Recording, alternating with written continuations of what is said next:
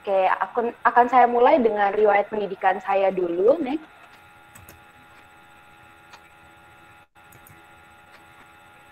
Oke. Nah, sekarang yang pertama adalah masa di mana saya ada di sekolah dasar. Jadi sebenarnya sekolah dasar saya asalnya dari Gresik gitu ya. Sekolah dasar saya itu ada di Gresik, Sekolah Dasar Negeri Sidokumpul 2 Gresik. Nah, pada waktu SD itu saya udah sering banget ikut yang namanya Olimpiade nih. Jadi perlombaan-perlombaan, Olimpiade, bahkan saya waktu SD itu bisa sampai di tingkat International Mathematics and Science Olympiad atau yang disebut juga dengan IMSO. Pada waktu itu saya sampai di seleksi tingkat nasional. Kemudian dapat predikat juga siswa berprestasi di tingkat, waktu itu sampai di tingkat provinsi Jawa Timur sih. Kemudian saya juga sering ikut-ikut lomba yang lain, terutama di bidang IPA pada waktu itu. Karena kenapa kok saya waktu itu ingin sekali ikut-ikut lomba, karena saya merasa kalau di ruang lingkup SD saja itu bagi saya masih kurang menantang. Saya suka banget cari tantangan dan saya suka banget untuk men-challenge diri saya, seberapa mampu sih saya, seberapa bisa sih saya. Jadi saya berusaha untuk ikut lomba-lomba ini dan itu gitu. Next, Kak. Kemudian SMP-nya, karena saya merasa kalau di Gresik itu ruang lingkup saya, teman-teman saya, lingkungan saya akan itu-itu aja. Saya memutuskan untuk memberanikan diri gitu ya ke SMP Kristen Petra II Surabaya. Waktu itu dari SD saya tentu nggak ada yang daftar di Surabaya gitu. Saya memberanikan diri dengan rumah saya masih di Gresik pada waktu itu dan saya harus pulang pergi nih kuliahnya, SMP-nya. Jadi saya harus pulang pergi setiap hari dan itu naik angkot ya, bayangin ya teman-teman ya, masih SMP udah naik angkot keluar kota sendiri setiap hari hanya untuk sekolah. Tapi itu nggak menyurutkan niat saya untuk saya selalu ikut lomba-lomba. Saya men-challenge diri saya lagi, gimana sih lomba-lomba waktu di SMP itu, dan ternyata benar-benar beda dari SD. Pada waktu SMP itu, saya akhirnya berhasil untuk dapat medali perunggu di Olimpiade Sains Nasional atau yang disebut juga dengan OSN. Mungkin teman-teman tahu OSN. Itu di tingkat nasional, saya dapat medali perunggu untuk mata pelajaran biologi. Dan juga saya waktu itu sempat ikut beberapa perlombaan lainnya dan bahkan masih aktif untuk ikut seperti sahabat perpustakaan dan kegiatan-kegiatan lainnya selain dari kegiatan akademik. Karena pada dasarnya ya saya memang orangnya sangat-sangat talkative, sangat-sangat suka sekali ngobrol, suka sekali mengajar juga. Dan memang waktu itu yang ada medianya adalah sahabat perpustakaan itu. Jadi saya juga join bersama teman-teman saya yang lain. Next, Kak. Nah, saya waktu itu merasa kalau SMP saya itu kurang nih kalau saya cuma SMP di Surabaya aja. Saya mau cari tantangan yang lain, saya men-challenge diri saya lagi. Dan kebetulan pada waktu itu ada satu lembaga namanya Yayasan Pasiat. Jadi itu yayasan afiliasi antara Indonesia dan Turki. Kalau teman-teman pernah dengar semacam SMA Karisma Bangsa, SMA Semesta, SMA Banua, Fatih, yang tersebar di seluruh Indonesia, itu adalah satu yayasan, yaitu Yayasan Pasiat. Waktu itu yang menawarkan saya adalah SMA Semesta Bilingual Boarding School di Semarang. Jadi saya waktu itu akhirnya memutuskan untuk masuk ke SMA Semesta itu. Kalau kalian notice, di situ ada kata bilingual, berarti di SMA saya itu... Halo, Kak? Sorry, ini ada yang nyalain mic. Kakak. Oke. Oke, aku lanjutin ya. Jadi aku waktu itu sempat masuk ke SMA itu, kemudian boarding. Jadi itu sistemnya seperti asrama begitu. Bilingualnya di situ seringnya ngomongnya pakai bahasa Inggris dan bahasa Turki pada waktu itu karena memang afiliasinya Indonesia Turki. Indonesia Turki. Jadi saya kayak challenge diri saya lagi, gimana ya saya belajar bahasa asing, menyesuaikan diri untuk lebih jauh lagi dari orang tua dan hidup mandiri di boarding. Dan waktu itu saya juga berkesempatan untuk ikut banyak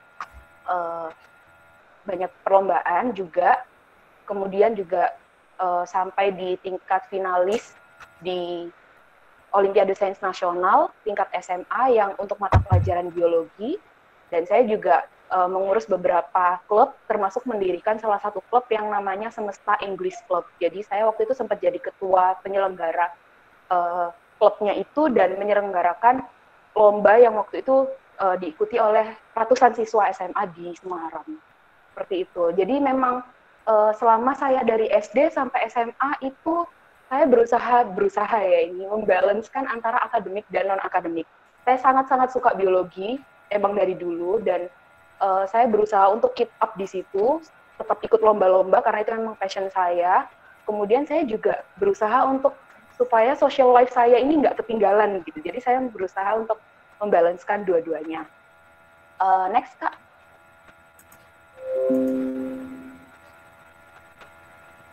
Oke, cara belajar saya seperti apa?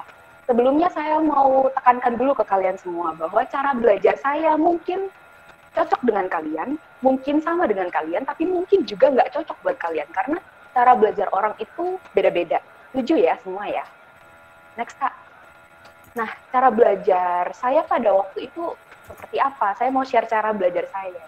Yang pertama adalah punya target belajar.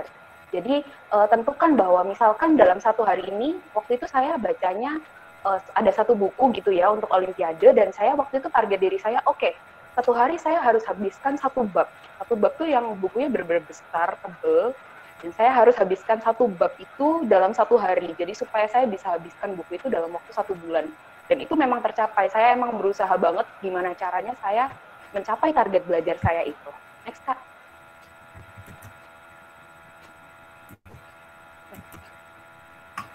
Oke, kemudian membuat mind map. Mind map ini sangat-sangat membantu saya untuk memetakan pikiran saya, mengkonsepkan pikiran saya bagaimana saya bisa memahami suatu teori yang baru. Jadi ini juga cara yang saya pakai waktu Olimpiade, cara yang saya ajarkan juga ke ada beberapa anak les saya ajarkan cara ini. Jadi membuat mind map tentang misalkan tentang satu teori baru, misalkan tentang fotosintesis, katakanlah. Saya akan pelajari definisinya, tahap-tahapannya seperti apa. Jadi waktu saya juga membantu teman yang lain atau saya belajar sendiri, saya nggak bingung dengan konsep ini. Seperti itu. Next lagi Kak. Baca, dan baca.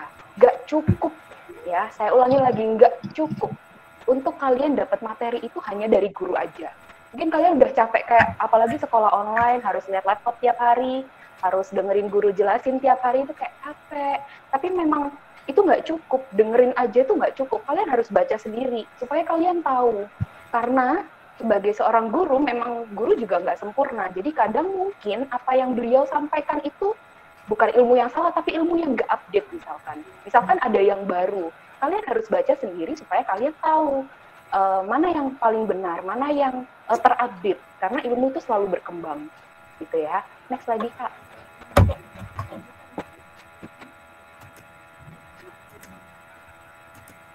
Know when to start, know when to stop. Jadi kalian harus tahu kapan kalian mulai dan kapan kalian berhenti.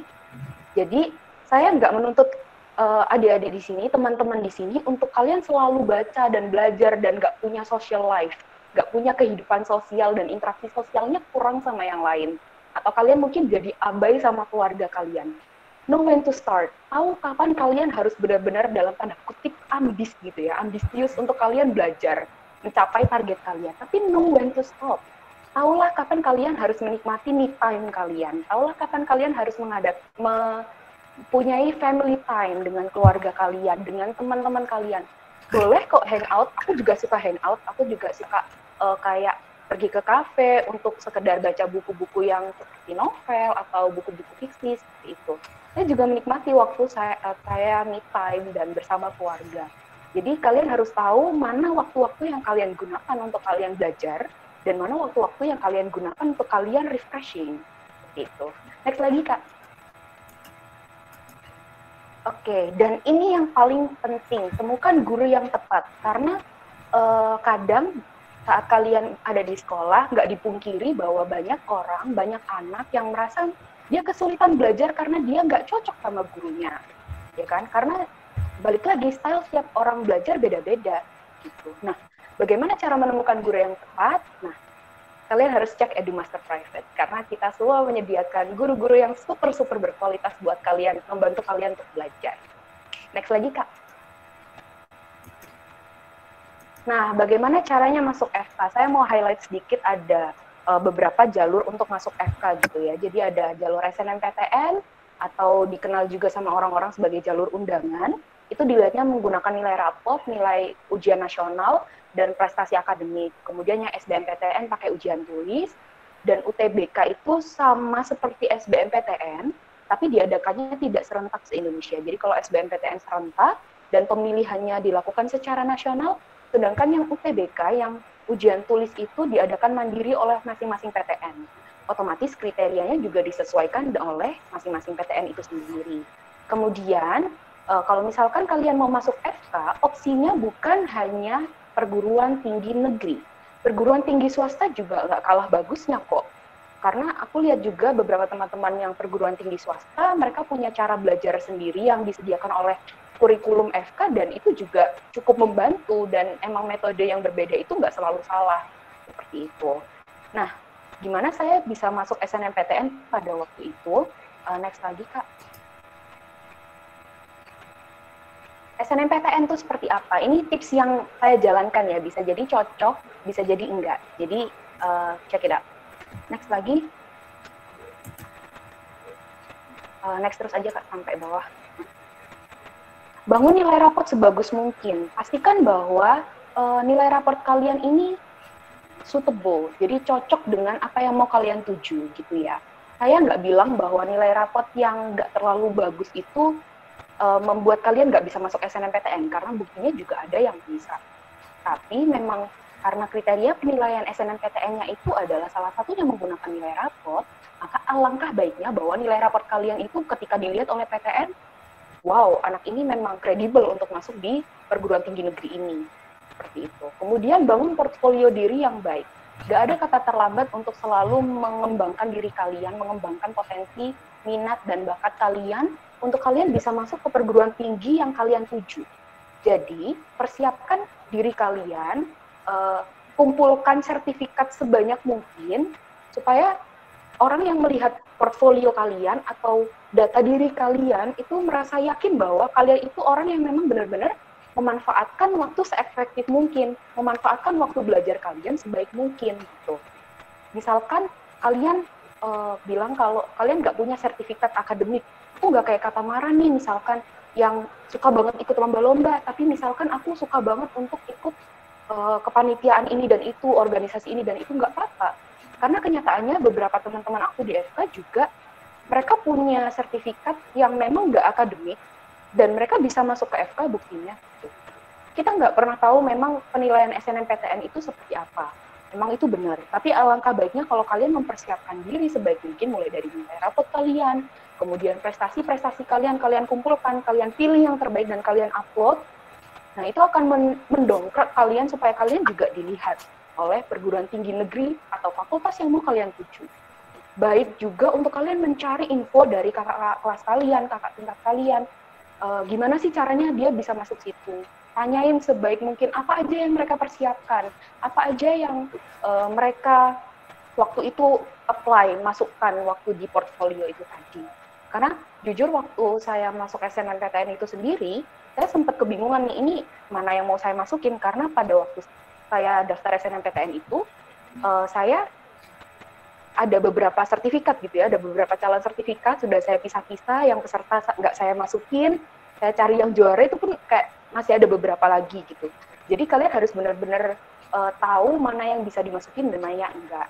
Seperti itu. Jadi kalian yang bisa pilih, kalian yang bisa tentukan mana yang menggambarkan kualitas diri kalian. Ya.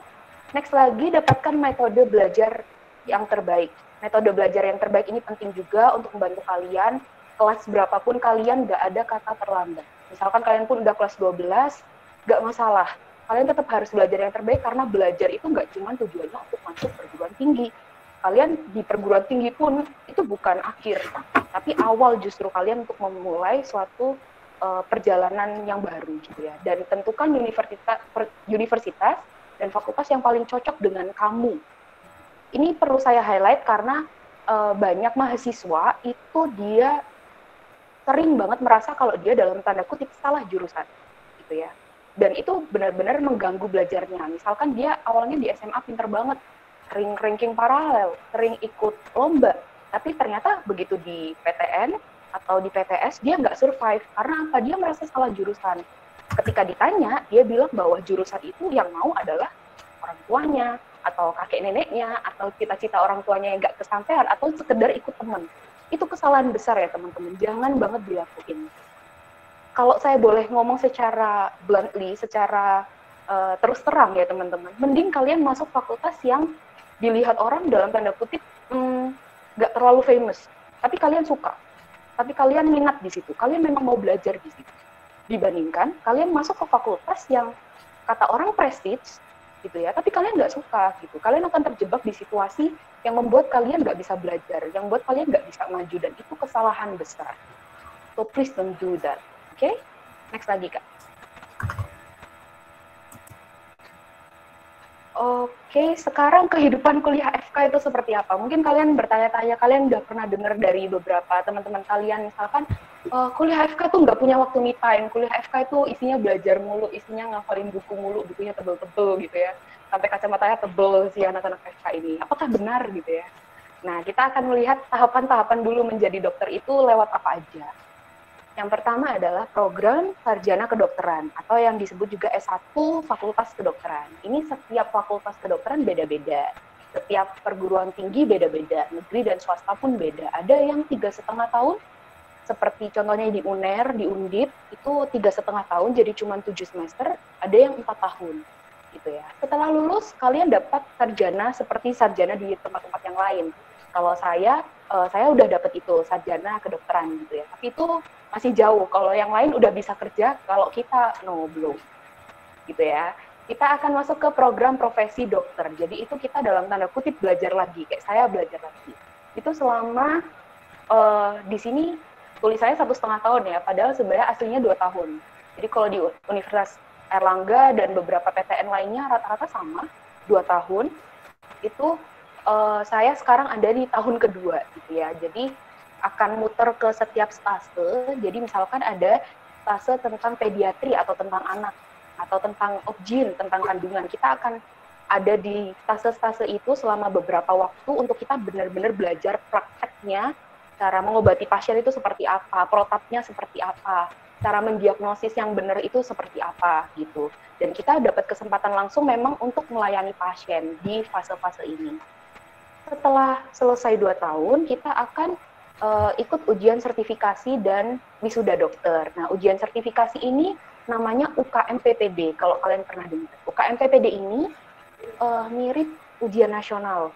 Jadi, ujiannya diadakan secara nasional serentak, setahun ada 3 kali, dan itu untuk menentukan kalian layak untuk dapat gelar dokter atau enggak, gitu ya.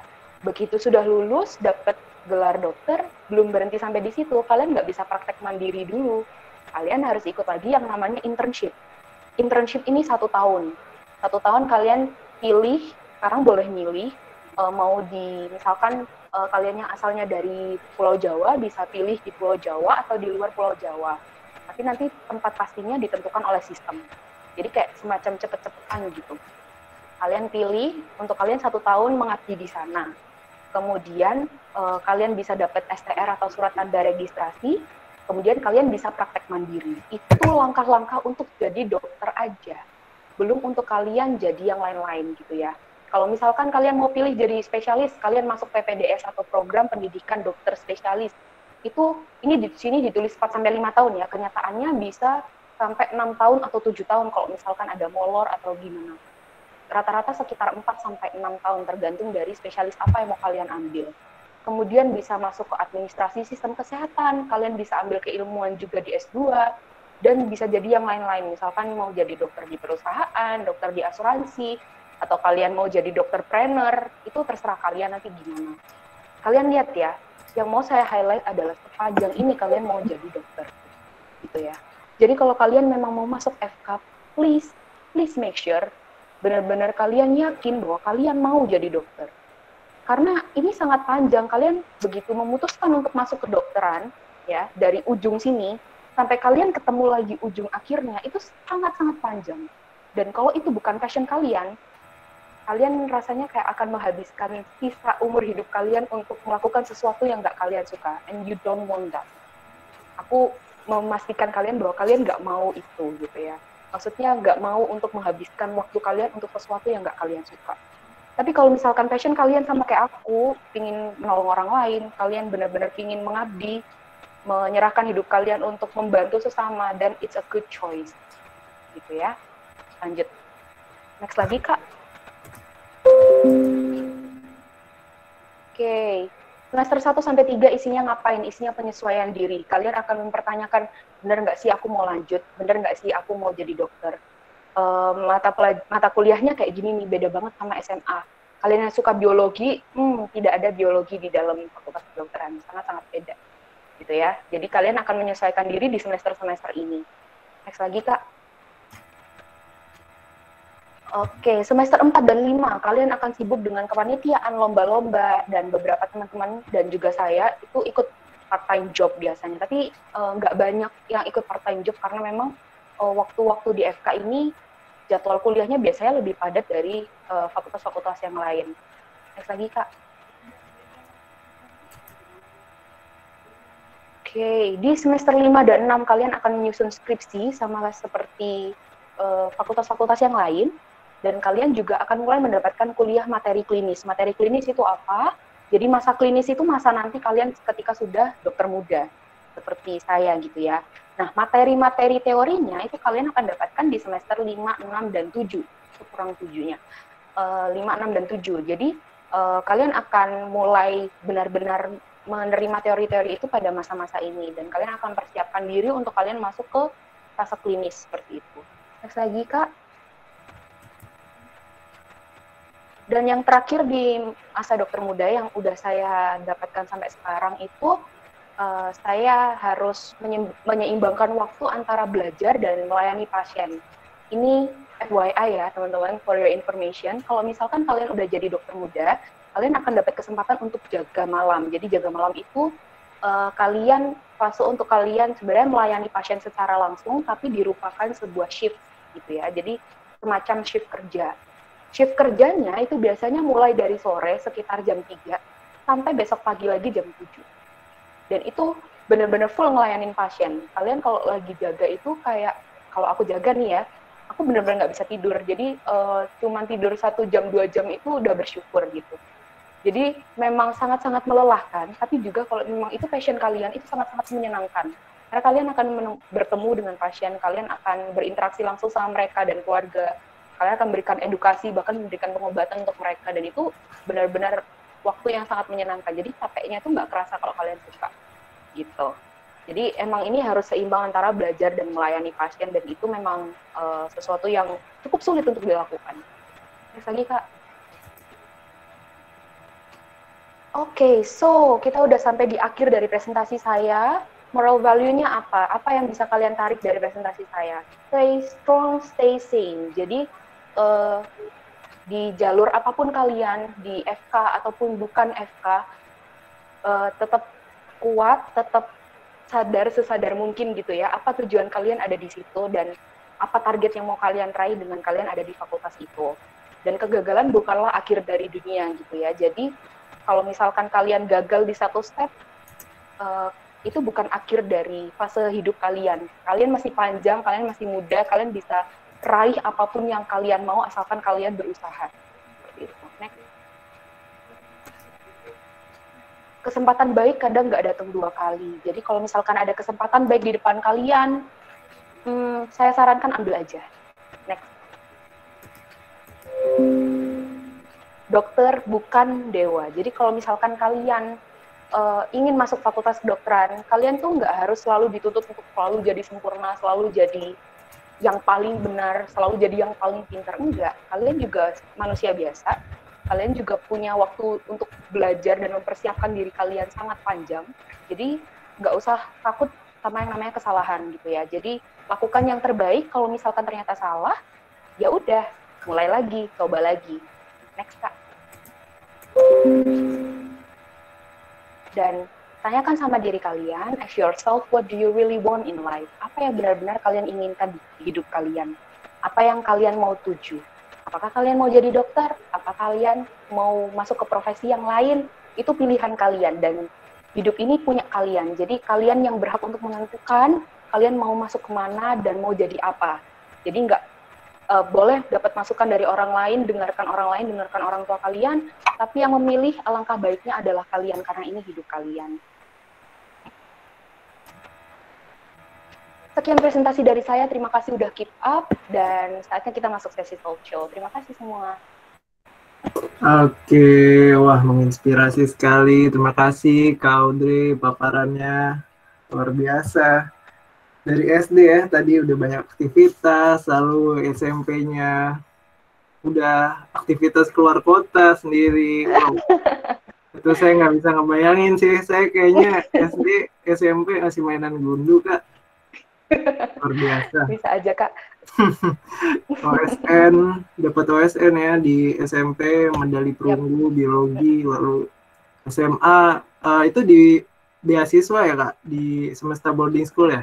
Iya. Iya, aku di Semesta itu beasiswa 3 tahun full untuk semuanya, sampai kayak asramanya dan semua penunjang hidup yang ada selama 3 tahun itu aku ditanggung sama Semesta. Luar biasa, luar biasa. Ya, dari riwayat belajarnya aja tadi kita udah dengerin ya adik-adik bahwa Kak Tamara Audrey ini banyak banget melakukan aktivitas-aktivitas di luar akademis. Dia juga melakukan kegiatan-kegiatan seperti tadi kalau di SMA udah bikin Semesta English Club, dia initiate lalu bikin lomba buat lomba bahasa Inggris. Lalu di masa kuliahnya juga banyak melakukan sesuatu ya tadi untuk kuliah di kedokteran hampir 3,5 tahun ya, 3,5 tahun di UNR, lalu sekarang lagi koas nih. Di koasnya di mana Kak? Di Rumah Sakit Umum Dr. Sutomo Surabaya sama di Rumah Sakit UNER, Universitas Airlangga di Surabaya juga. Oke. Ya, oke udah langsung ada pertanyaan nih. Wah banyak banget, ada 3. Wah, excited sekali teman-teman ya. Oke, silakan Kak Adik Aklina ya, nyalain webcam, lalu perkenalkan diri dan sampaikan langsung pertanyaannya nih ke Kak Tamara. Oke.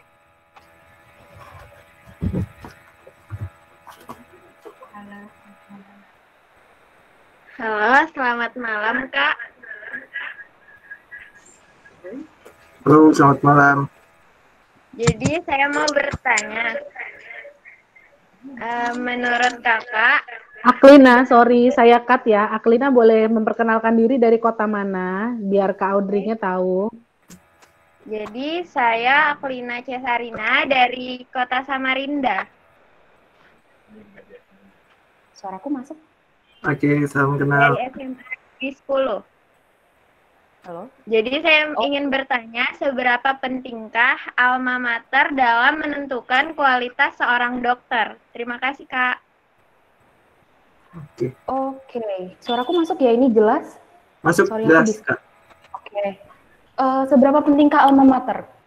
Aku percaya kalau semua fakultas kedokteran, ya, baik dia perguruan tinggi negeri maupun perguruan tinggi swasta, itu dia sudah punya kompetensi yang dalam tanda kutip saklek. Jadi memang sudah distandarkan seperti itu. Jadi kompetensi yang kalian dapatkan dimanapun, misalkan kamu di Universitas Diponegoro, misal di Semarang, atau di UNER di Surabaya di tempatku, atau misalkan di universitas lain yang di swasta, itu memang distandarkan sama, gitu ya. Dengan lulusannya pun sama, dan nanti pun waktu kalian UKM PPD, itu soalnya semuanya benar-benar sama. Dan ada kalau misalkan kalian mau cek yang namanya standar kompetensi dokter Indonesia, kalian cari aja SKDI yang paling baru, itu memang sudah dituliskan standar-standar kompetensi apa yang harus dicapai oleh dokter umum. Jadi saya merasa kalau memang alma mater ini tidak terlalu menentukan kualitasnya gitu ya. Jadi karena memang semua sudah distandarkan. Jadi kalian mau dari alma mater manapun, entah dari perguruan tinggi negeri ataupun mungkin kalian masuk ke swasta, kalau mau FK, standar lulusannya pun akan sama. Menurut saya seperti itu sih. Mungkin dari Aklina ada tanggapan yang mau dikasih ke saya, boleh, nggak apa-apa.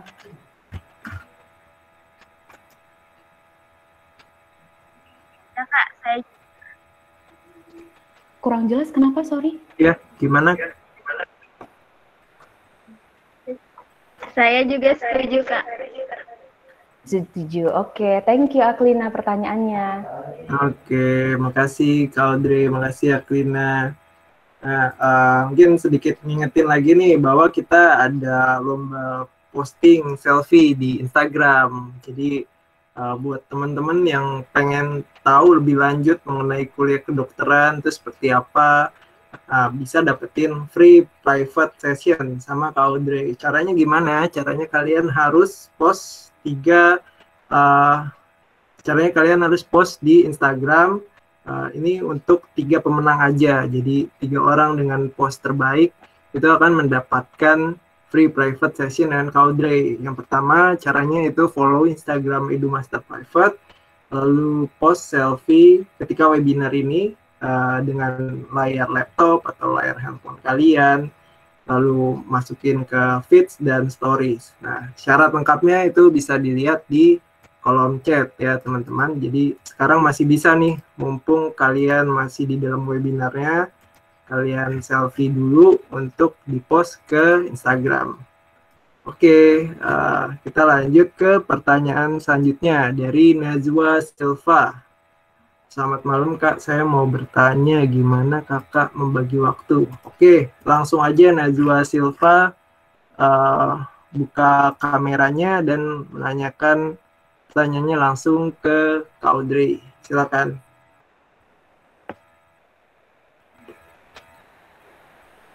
Perkenalkan diri dulu ya. Masih ke mute, Dik.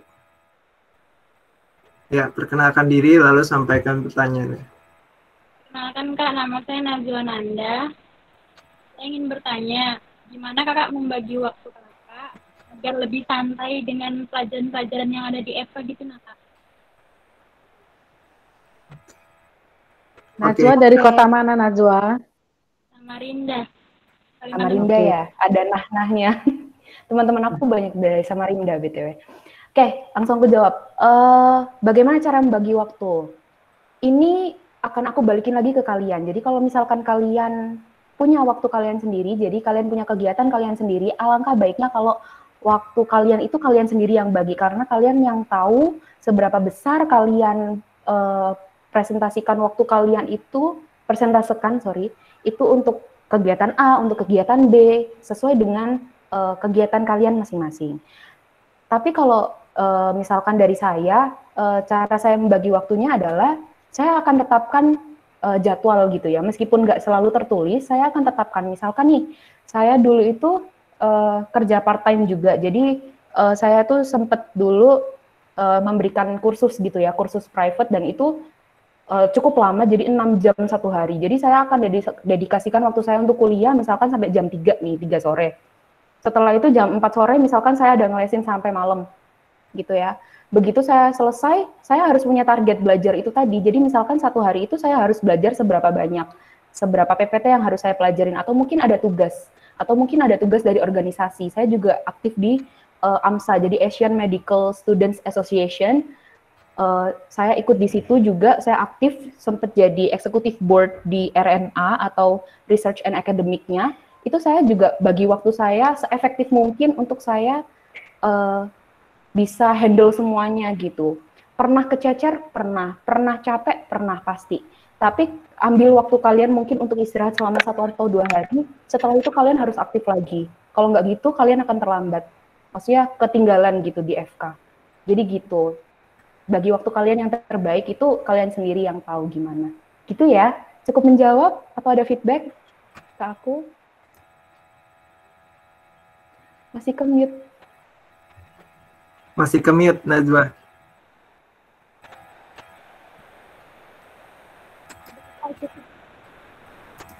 Ya? Oke, makasih. Sudah cukup katanya Kak tadi. Oke, makasih. Ya, di pertanyaan terakhir nih, pertanyaan ketiga. Nah, buat teman-teman yang lain nih mungkin ada banyak sih, sebenarnya ada 4, ada 5 nih pertanyaannya. Tapi karena kuota pertanyaannya hanya 3, jadi silakan buat pertanyaan yang nggak kepilih itu post IG aja, post IG dengan ikutin lomba IG. Siapa tahu kalian dapat free private session. Nah, di situ kalian bisa tanyain sebanyak-banyaknya tuh di free private session ke Kak Audrey. Oke, pertanyaan terakhir dari Marsa Nada. Silakan Marsa Nada untuk buka webcam dan sampaikan pertanyaannya. Perkenalkan diri dan sampaikan pertanyaannya. Oke, silakan Marsa Nada.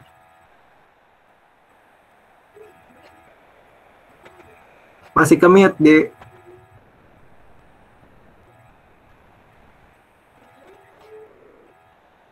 Masih ke-mute suaranya.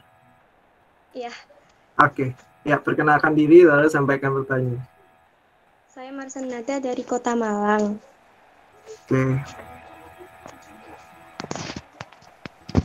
Saya ingin bertanya, gimana caranya ngalahin rasa minder buat masuk ke jurusan FK gitu? Ya, makasih. Oke, makasih sebelumnya pertanyaannya. Bagaimana cara mengalahkan rasa minder? Mindernya ini dalam artian maksudnya dibandingkan sama calon maba yang lainnya atau rasa minder yang gimana nih? Aku kurang jelas. Iya, biasanya kan kalau ujiannya itu udah sulit gitu. Ujiannya doang. Terus maba-maba yang Untuk lain mas- kan mesti pinter-pinter banget. Kalau di mindset Oh, aku. Gitu, oke. Makasih pertanyaannya. Jadi, menurut saya itu setiap orang yang terpilih untuk masuk di FK, jadi yang bisa jadi maba FK itu punya kemampuan yang nggak ada yang saling melebihi satu sama lain gitu kan. Nanti kalau misalkan udah di dalam Fakultas Kedokteran sendiri, kamu akan lihat bahwa setiap mahasiswa itu punya kemampuan yang beda-beda dan itu maksudnya nggak ada yang satu lebih dari yang lain gitu. Karena kalian akan diajarin untuk benar-benar sama-sama teman-teman kalian, gimana caranya kalian bisa survive di FK.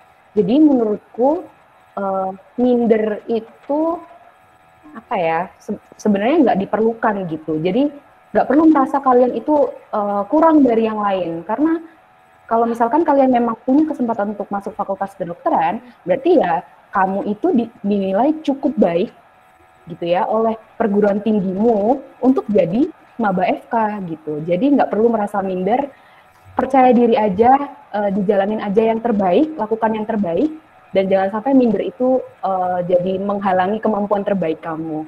Itu sih menurutku. Ada feedback atau udah cukup?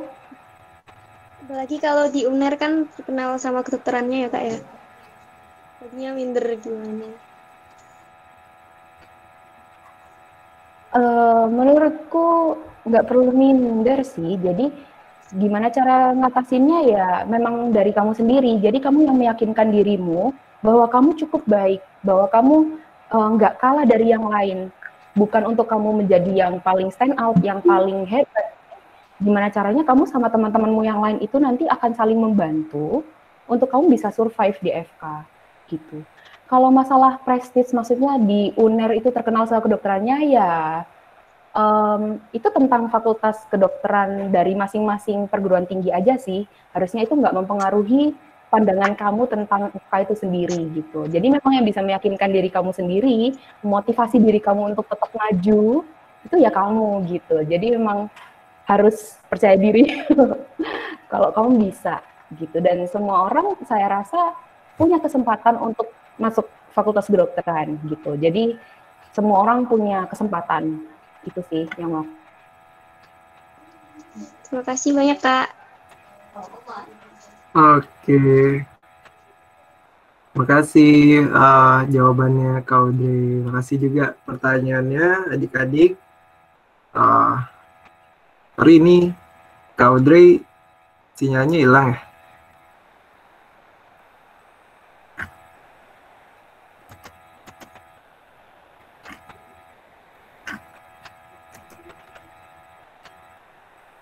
Ya, kayaknya kita keputus nih sama Kak Sorry Audrey. aku ke disconnect. Oke. Sorry. Ya, nggak apa-apa. Makasih banyak nih Kak Audrey tadi jawabannya. Nah, sekarang kita udahan dulu nih sama Kak Audrey. Nah, buat buat adik-adik yang masih mau lanjut sama Kak Audrey, bisa dapetin nih free private session. Caranya dengan ikuti lomba post IG. Silakan ikuti lomba post IG-nya. Persyaratannya udah ada di kolom chat, bisa kalian baca. Pengumumannya tuh besok. Jadi adik-adik yang masih pengen tanya jawab sama Kak Audrey, silakan ikutin lomba IG. Selain itu kita juga nanti akan ada kuis buat adik-adik yang nyimak nih dari awal webinar. Nanti kakak akan kasih kuis untuk dua orang pemenang ini nanti akan dapat potongan harga untuk les privat di EduMaster. Oke, udah ada Miss Stefani nih yang siap untuk memperkenalkan EduMaster tuh programnya ada apa aja sih. Halo Miss Stefani. Halo, selamat malam Mas Jasmi, selamat malam Kak Audrey, selamat malam adik-adik. Oke, Miss Stefani, waktu dan tempat saya persilakan. Ya, terima kasih Mas Jasmi. Adik-adik, senang sekali ya untuk malam ini kita bisa ketemu dalam satu webinar yang dibawakan oleh Kak Audrey. Nah, memang saya ingin juga memotivasi untuk adik-adik sekalian bahwa memang jangan ada pernah perasaan minder ya, karena bagaimanapun juga kita yang tahu tentang diri kita sendiri, gitu. Nah, bagaimana caranya untuk kita bisa memotivasi diri kita? Boleh mungkin ada dari slide-slide saya berikut ini boleh berguna untuk. Nah, mungkin banyak yang belum tahu tentang EduMaster. EduMaster itu apa? EduMaster itu adalah salah satu lembaga penyedia jasa guru privat ya adik-adik. Nah, saya ini adalah ownernya. Jadi kalian kalau suka terima WA dari saya, itu saya sendiri yang menjawab setiap pertanyaan atau mengirimkan undangan. Nah, yang semalam itu juga dengan saya ya adik-adik ya. Nah, ini adalah tempat kita untuk pusat les sekolah kurikulum internasional dan nasional. Jadi semuanya bisa ada di EduMaster. Oke, next slide Mas Jasmi.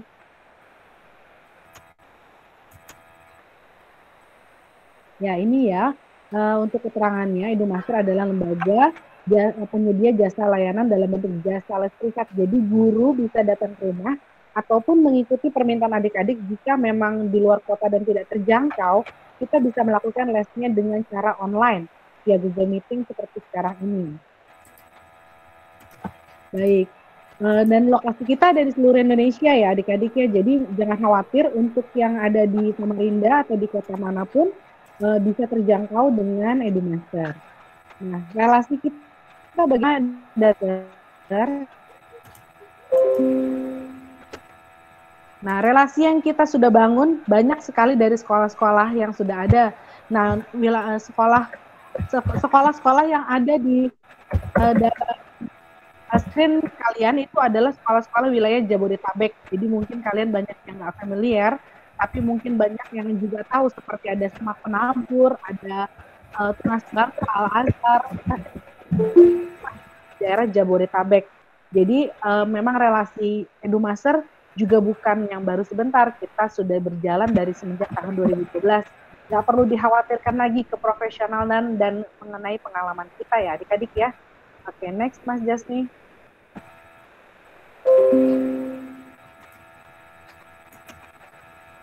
Nah, kalau kalian juga mau tahu siapa aja sih pengajar yang ada di EduMaster, boleh. Nah, ini dia pengajarnya. Salah satu pengajar yang kita punya yaitu Kak Audrey. Kak Audrey itu dia memegang untuk mata pelajaran biologi. Ya, biologi. Jadi pada saat nanti adik-adik mau mengambil paket untuk SBMPTN, jangan ragu. Sudah kenal kan dengan Kak Audrey? Nah, boleh nanti ngambil paketnya di sini supaya bisa ketemu lagi dengan Kak Audrey gitu ya. Nah, ada juga dari PTN-PTN yang favorit lainnya seperti IPB, UI, ya, Gajah Mada. Itu juga banyak sekali dari PTN-PTN favorit di Indonesia menjadi pengajar kita di EduMaster. Jadi sekali lagi nggak perlu khawatir ya, memang pengajar kita nggak sembarangan. Kita semuanya tersaring dengan seleksi ketat sehingga bisa mengajarkan dan menyalurkan ilmunya dengan baik dan benar. Oke, next Mas Jasmi.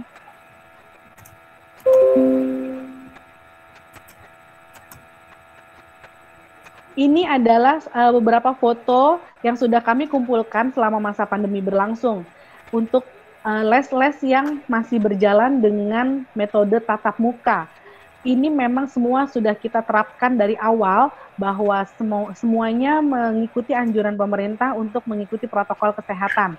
Jadi selama masa les itu memang semuanya dianjurkan memakai masker. Jadi jangan khawatir untuk guru yang datang ke rumah gimana keamanannya. Oh, nggak perlu khawatir ya, karena memang setiap guru yang dari Edumaster sudah kita bekali dari masker hingga hand sanitizer-nya, dan apabila diperlukan memang mereka juga harus berganti baju, mereka dengan senang hati melakukannya, berganti baju dari luar pada masa sebelum berinteraksi dengan adik-adik sekalian.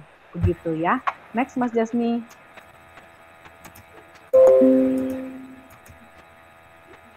Ini adalah testimoni dari beberapa orang tua yang menyatakan bahwa kepuasannya terhadap Edumaster maupun dengan after sales yang diberikan saya sebagai ownernya. Jadi memang orang tua memang sudah menunjukkan berapa kepuasannya kepada Edumaster. Next. Nah, berapa sih harga layanan yang ada di Edumaster? Kok dari tadi kayaknya promosinya oke banget gitu ya. Nah, berapa? Nah, ini dia. Khusus harga hari ini. Khusus harga hari ini aja ya adik-adik ya, boleh di screenshot nih kalau misalkan memang nanti takut lupa info orang tuanya. Jadi memang harganya itu untuk paket online sebanyak 40 kali sesi. Kenapa kita pilih online? Karena kita mau mencakup wilayah yang di Indonesia, seluruh Indonesia ya, supaya juga dengan satu narasumber yang sama kita bisa menjangkau seluruh Indonesia dan menerapkan bahwa kita tetap physical distancing. Ya, physical distancing-nya ini tetap kita jalankan, makanya kita memilih untuk metode online untuk tahun ini. Tapi jika memang ada yang mau privat saja, boleh mungkin next slide-nya. Nah, kalau untuk ini, harga yang tadi Mas Jasmi, harga yang Mas Jasmi tadi ya, ini 7 juta itu untuk 40 kali sesi. Ya, jadi jangan khawatir, 40 juta kok harganya mahal, 70 juta mahal sekali gitu ya, oh enggak. 7 juta itu untuk 40 kali sesi. Jadi boleh dibagi sendiri, boleh dihitung kira-kira sesinya berapa sih. Nah, malah ditambah lagi dengan diskon untuk adik-adik kalau bergabung untuk hari ini dan besok. Jadi hanya berlaku untuk sampai besok ya.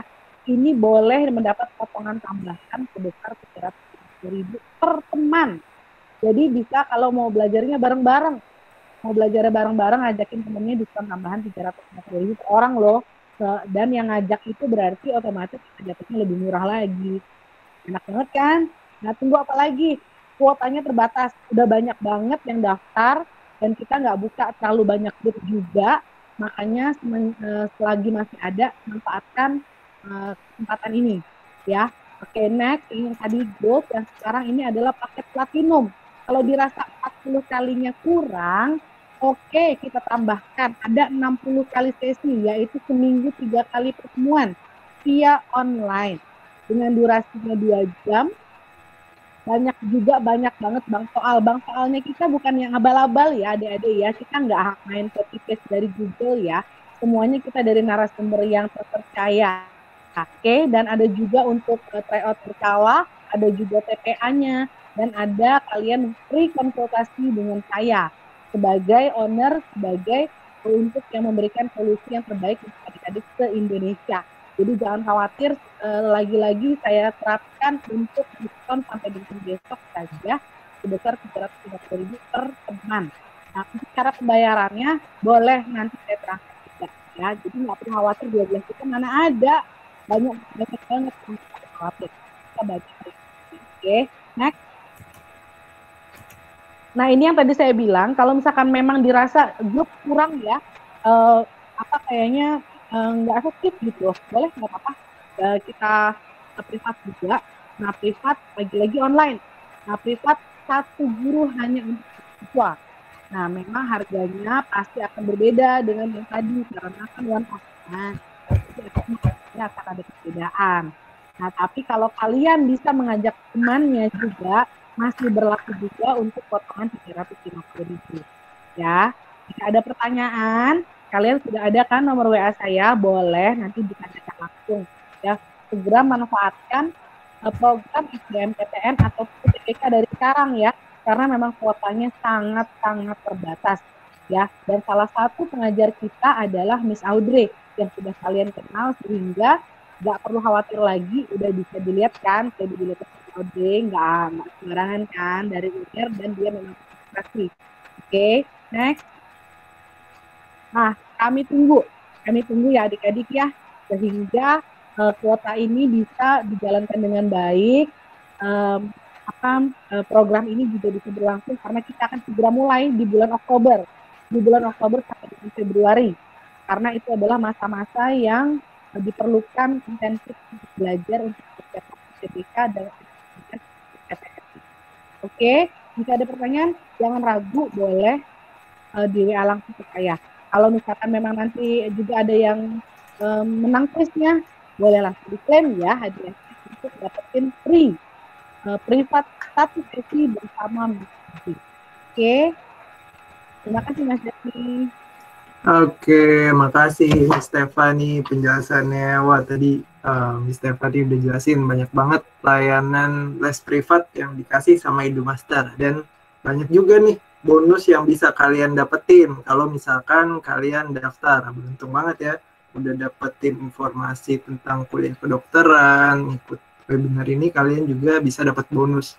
Nah, seperti yang udah Kak Jasmi bilang tadi di awal bahwa akan ada kuis. Nah, kuisnya ini bisa kalian lihat di kolom chat peraturannya ya. Jadi nanti Kak Jasmi akan kasih pertanyaan nih ke adik-adik. Pertanyaan, lalu untuk adik-adik yang tahu dan bisa jawab, bisa ngetik di kolom chat, saya mau jawab. Nanti baru Kak Jasmi pilih dan persilakan kalian untuk buka cam, perkenalkan diri, dan menjawab pertanyaannya. Nah, buat adik-adik yang berhasil menjawab dengan tepat, itu bisa ngeklaim hadiah ke Kak Stefani, ke Miss Stefani nanti. Oke, langsung aja nih kita ke pertanyaannya.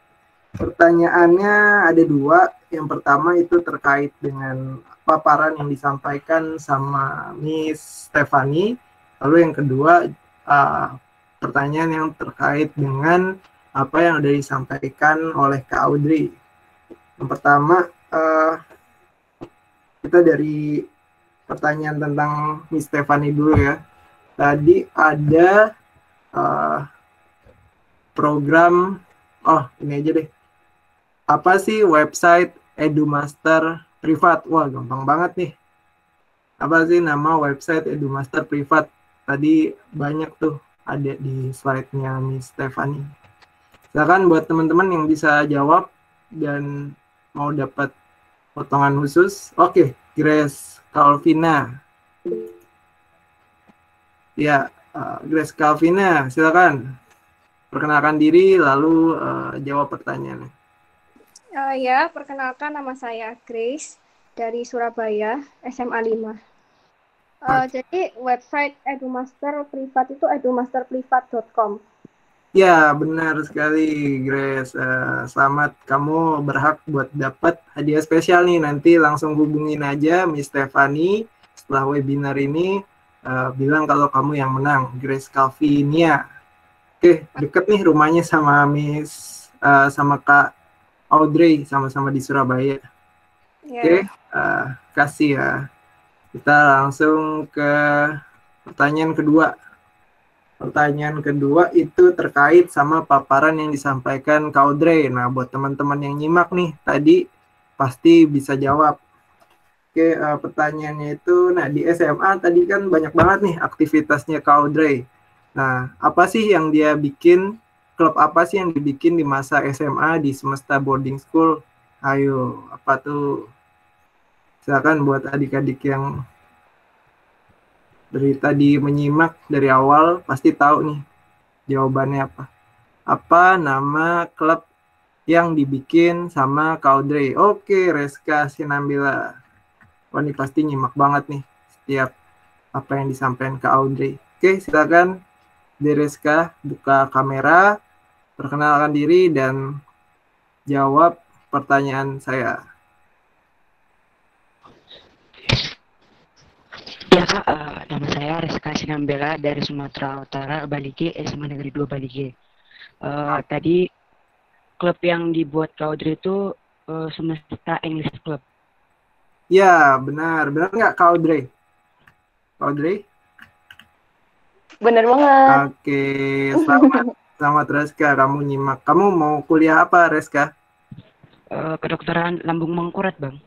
Oke, aku doain semoga Amin. kamu bisa lolos ya di universitas yang diinginkan, dan jangan lupa ikutan les privat di EduMaster. Nah, buat hadiahnya nanti kamu bisa klaim ya ke Miss Stefani.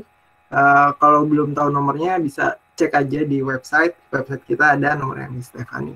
Oke, terima kasih banyak Reska. Terima kasih banyak buat peserta webinar kali ini. Wah, banyak banget tadi, sampai 40 orang ya. Sekarang masih bertahan 23 orang. Terima kasih Kak Audrey yang udah nyempetin waktu berbagi sama kita adik dan adik-adik Terima semua kasih banyak semuanya. kuliah kedokteran. Ya, terima kasih juga kepada Miss Stefani yang udah ngasih bonus-bonus spesial nih dari EduMaster yang udah nyelenggarain webinar kali ini, sehingga adik-adik dapat banyak informasi nih mengenai kuliah kedokteran. Nah, jangan lupa, terima kasih. ya jangan lupa juga buat adik-adik foto webinar kali ini, selfie dan post di Instagram ya. Mumpung masih keburu nih, kita masih ada belum benar-benar ditutup. Jadi bisa post Instagram sesuai dengan peraturan yang ada di kolom chat. Oke, mungkin dari saya itu aja. Jangan lupa follow Instagram @edumasterprivat supaya kalian nggak ketinggalan informasi-informasi tentang EduMaster. Entah itu diskon, webinar, ataupun kalau ada program spesial nih buat adik-adik yang lagi berjuang buat nyiapin kuliah dan masa depannya nanti. Oke, terima kasih banyak buat adik-adik. Selamat malam, selamat istirahat. Selamat malam, terima kasih. Terima kasih semua. Terima kasih.